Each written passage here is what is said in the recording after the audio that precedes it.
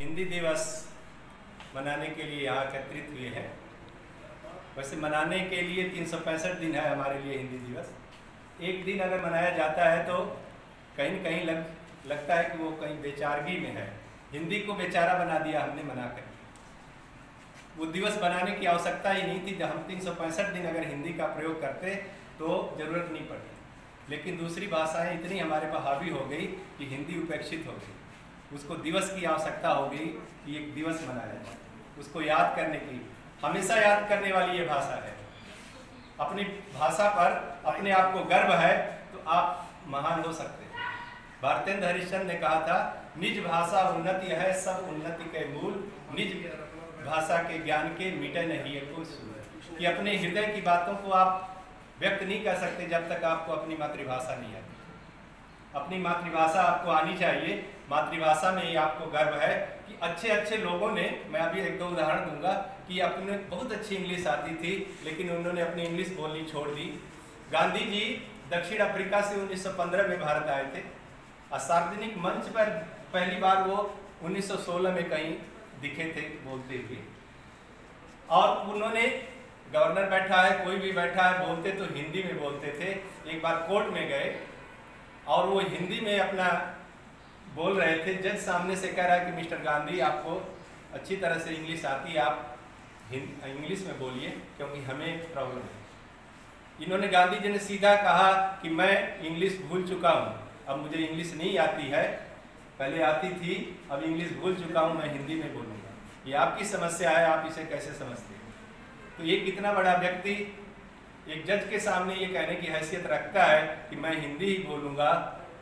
आपकी ये समस्या है कि आप उसे कैसे ट्रांसलेट करवाते हैं, मुझे इंग्लिश नहीं आती, मैं इंग्लिश भूल चुका हूँ। ये गर्व की बात थी गांधी जी के लिए या अपने देशवासियों के लिए कि हिंदी का उत्थान। आपको अपनी भाषा, हमें बहुत अच्छा लगता है, कई बार हम पंजाबी लोगों से मिलते हैं, हम हिंदी बोलेंगे लेकिन वो पंजाबी बोलेंगे। वो ये नहीं सोचते कि चलो इनको नहीं आती हिंदी, इनको पंजाबी इनको नहीं आती, अपनी हिंदी बोलने, हिंदी उनको अच्छी आती है, लेकिन वो अपनी लैंग्वेज नहीं छोड़ते। चलो ये गर्व की बात है कि आपको पंजाबी आती है लेकिन सामने वाला हिंदी बोल रहा है लेकिन आप पंजाबी बोल रहे हो। ये उसके गर्व की बात है कि अपनी मातृभाषा पर उसे गर्व है। तो जो भी आपकी लैंग्वेज है, कभी लैंग्वेज से शर्माना नहीं। आप जो भी क्षेत्रीय भाषा बोलते, बागड़ी आती है, अच्छी बात है। जब जो बात बागड़ी में कही जाएगी, जो समझ में आएगी, वो हिंदी में नहीं समझ में आएगी। जो आपकी मातृभाषा है, हिंदी को मातृभाषा का दर्जा 1949 में दिया गया। राजभाषा कहा जाता है इसको। राजभाषा मतलब सरकारी काम जो होंगे इसी भाषा में होंगे। लेकिन उस समय ये देश इस योग्य नहीं था कि सारे ऑफिसों में हिंदी में काम, क्योंकि एक परंपरा चली आ रही थी इंग्लिश की कि हर दफ्तर में इंग्लिश में काम होता है, जो भी लेटर डिस्पैच किए जाते हैं इंग्लिश में किए जाते हैं। छूट दी गई कि कुछ दिन तक ये सहायक भाषा के रूप में इंग्लिश चलेगी, बाद में हिंदी स्वीकार कर लिया जाएगा। लेकिन ये 70-72 सालों में अभी ऐसा कुछ आया नहीं। हिंदी को अभी भी उसी तरह से चल रही है पैरेलल इंग्लिश के काम। अगर इंग्लिश में हो रहे हैं तो किसी को कोई एतराज़ नहीं है, हिंदी भी हो रही है तो भी एतराज़ नहीं है, क्योंकि दोनों को स्वीकार कर लिया गया। तो हिंदी जो आपको आसानी से समझ में आ जाए ना, वो सब कुछ हिंदी, और जो कुछ ना समझ में आए वो इंग्लिश है। सीधी बात, हिंदी की परिभाषा बहुत लंबी चौड़ी देने की जरूरत नहीं है। जो कुछ अपने को आसानी से समझ में आ जाए वो सब हिंदी है, जो कुछ ना समझ में आ जाए वो इंग्लिश पे छोड़ दें। जो नहीं समझ में आते वो अंग्रेजी होगी। जो समझ में आ जाए तो अपनी भाषा के प्रति आपका सम्मान होना चाहिए, और अच्छी हिंदी आपको बड़े मुकाम पर पहुंचा सकती है।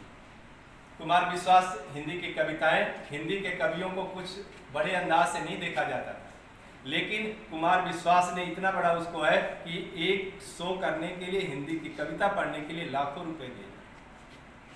मैं एक वाकया आपको बताता हूँ कि रामधारी सिंह दिनकर जवाहरलाल नेहरू के समय एक स्वतंत्रता के पूर्व संध्या पर एक आपके लाल किले पर होता है कवि सम्मेलन। कल स्वतंत्रता दिवस है तो एक दिन पहले कवि सम्मेलन हुआ। अब उस कवि सम्मेलन में नेहरू जी थे, उस समय प्रधानमंत्री नेहरू जी चल रहे हैं, कुछ कवि भी वहीं चल रहे हैं ऊपर मंच पर। नेहरू जी का पैर कहीं लड़खड़ाया, दिनकर जी ने पीछे से उनको थाम लिया। जवाहरलाल नेहरू कह रहे हैं, दिनकर जी धन्यवाद, मैं लड़खड़ाया, आपने मुझे थाम लिया। उन्होंने कहा धन्यवाद देने की कोई ज़रूरत नहीं, जब तक इस देश की जब इस देश की राजनीति लड़खड़ाएगी, साहित्य उसको संभालता रहेगा, हिंदी उसको संभालते रहेगी। तो हिंदी वो संभालने वाली भाषा है, देश को चलाने वाली भाषा है। राजनीति लड़खड़ाएगी तो उसको संभालेगा। तो अपनी हिंदी को संभाल के रखिए। आप अपनी हिंदी को संभाल के रखेंगे तो आपकी हिंदी आपको आगे संभाल के